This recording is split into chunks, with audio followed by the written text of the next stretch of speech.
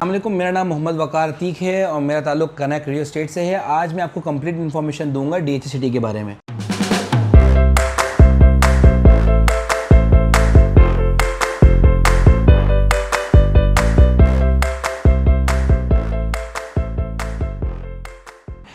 DHA city में तकरीबन total 17 sector हैं और उसके 16 सेक्टर्स में टोटल 4 सब सेक्टर्स हैं।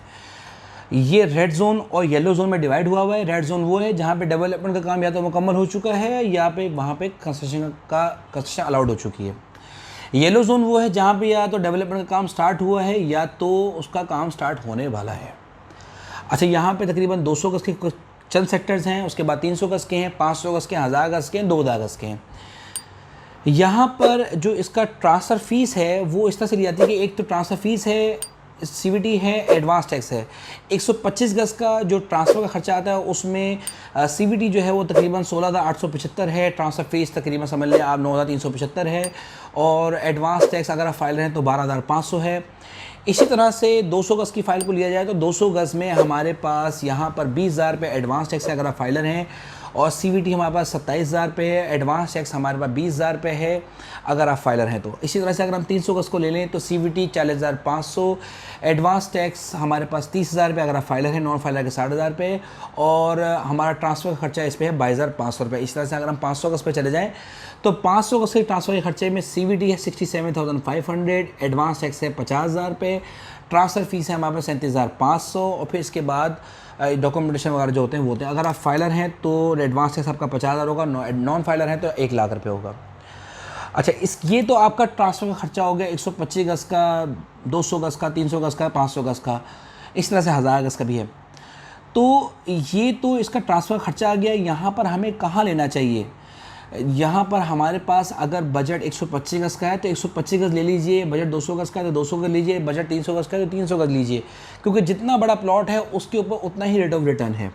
मेजॉरिटी मैं लोगों को यही प्रेफर करता हूँ कि यहाँ पर 500 गज़ का प्लॉट लेना चाहिए या 1000 गज़ का प्लॉट लेना चाहिए।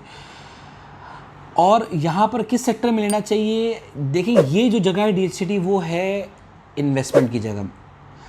2-4 सालों में मैं यहाँ पर फ़िलहाल रिहाइश होते हुए नहीं देख रहा। ये इन्वेस्टमेंट की जगह है। जब आप इन्वेस्टमेंट करते हैं तो आपको जो सेक्टर आपको रेट पे मिल रहा है वो आप लें। 300 गज़ से मुझे सेक्टर 4 बहुत पसंद है, जबकि यहाँ पे डेवलपमेंट का काम स्टार्ट नहीं हुआ अभी तक। सेक्टर 4 मुझे क्यों पसंद है? क्योंकि सेक्टर 4 के ही बिल्कुल बराबर में ओएसिस फार्म हाउसेज हैं, उसके सामने बिल्कुल सेक्टर 2 है जहाँ पे डेवलपमेंट काम का मुकम्मल है, कंस्ट्रक्शन अलाउड है। सेक्टर 4 में 4C और 4D मुझे बहुत पसंद है 300 गज़ के लिहाज से। 4C में रोड पे पड़ता है और आर्मी हाउसिंग सोसाइटी जो आने वाली है ओएसिस में वो उसके बिल्कुल बराबर में पड़ता है, तो वो एक अच्छा सेक्टर है बहुत। अच्छा, 4D बिल्कुल मेन पे आता है। ये अभी फ़िलहाल येलो है, ऑफिशियली DHA सिटी की तरफ से इसको रेड नहीं किया गया। कई जगहों पे आपको बोलेंगे कि रेड हो चुका है, लेकिन ऑफिशियली DHA सिटी की ये जो वेबसाइट है वहाँ पे ये येलो ही है। तो यहाँ पे 70-72 लाख में मिलता है, क्योंकि सेक्टर 2 यहाँ पर 80-85 लाख रुपए का रेट है 500 गज़ का, तो बिल्कुल सामने सेक्टर 4D पड़ता है, यहाँ पे आपको 70-72 लाख में मिलता है। तो ये एक अच्छी अपॉर्चुनिटी है। जब ये रेड होगा ऑफिशियली, जब इसका मैप आएगा तो ये भी 85 लाख के आसपास ही ट्रेड होगा। अच्छा, अब यहाँ पर 17 सेक्टर को मैं इतना ज़्यादा प्रेफर नहीं करता किसी को भी लेने की, क्योंकि ये अभी तक ऑफिशियली ये लॉन्च नहीं हुआ कि ये 17 सेक्टर ऑफिशियल इसका मैप में कहाँ आता है मास्टर प्लान में और ये किधर है। इस पर कुछ लिटिगेशंस भी हैं 17 सेक्टर में, अक्सर यहाँ पे प्रॉब्लम्स आती रहती हैं। तो मैं 17 सेक्टर को ज़्यादातर प्रेफर नहीं करता परचेज़ करने के लिए। अगर किसी के पास है तो कोई मसला नहीं है, ट्रांसफ़र वगैरह होता है, लेकिन मैं प्रेफर नहीं करता 17 सेक्टर लेने के लिए। इसी तरह से 300 गज़ में सेक्टर 2 को प्रेफर किया था, 2ABC को। ये हाइट की लोकेशन पे है, डेवलप्ड है, मैप इसका आया हुआ है ऑफिशियली, यहाँ पे ले सकते हैं। 500 गज़ में मैं आपको रेड जोन भी प्रेफर करता हूँ, येलो जोन भी प्रेफर करता हूँ। येलो जोन में 9, 10, 11, 12 को प्रेफर करता हूँ। सेक्टर 15, 16 को मैं इतना ज़्यादा प्रेफर नहीं करता, लेकिन अगर किसी का बजट कम है तो definitely he should go for 15, 16 sector. 15 और 16 सेक्टर में डेवलपमेंट का काम स्टार्ट नहीं हुआ है, तो इससे बेहतर है कि सेक्टर 12C में लिया जाए, 10 में लिया जाए, 9 में लिया जाए। ये मैं सब लोगों को प्रेफर करता हूँ। तो अगर किसी को नक्शे में देख के प्लॉट लेना है तो मैं उसको बोलता हूँ सेक्टर 2 में ले, 3 में ले, 5 में ले, 7 में ले।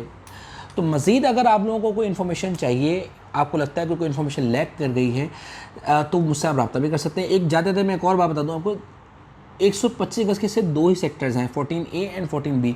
कुछ 125 गज़ के प्लॉट हैं जो सेक्टर 13 में दिए गए हैं।